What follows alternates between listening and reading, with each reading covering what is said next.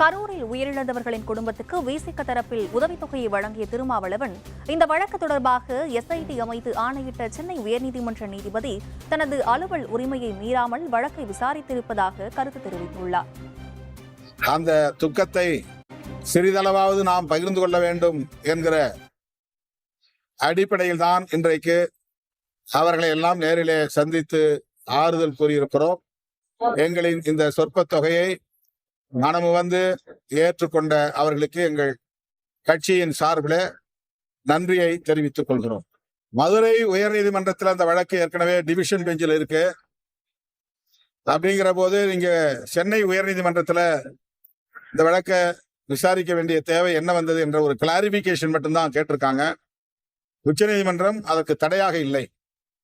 உயர்நீதிமன்றத்தில் சென்னை உயர்நீதிமன்றத்தில் தொடுக்கப்பட்ட வழக்கு ஒரு நீதிபதி விசாரிக்கக்கூடிய ஒரு வழக்காக இடம்பெற்றிருக்கிற நிலையில் அவர் தன்னுடைய டிஸ்கிரேஷன் பவர், அவருக்கான அதிகாரத்தை பயன்படுத்தி அதை விசாரித்திருக்கிறார் என்று தெரிய வருகிறது. எனவே நீதித்துறையின் விசாரணையில் யாரும் குறுக்கிடவில்லை, தடையாக இல்லை, அது சுதந்திரமாக இயங்கி வருகிறது என்பதை நாம் புரிந்து கொள்ள வேண்டும்.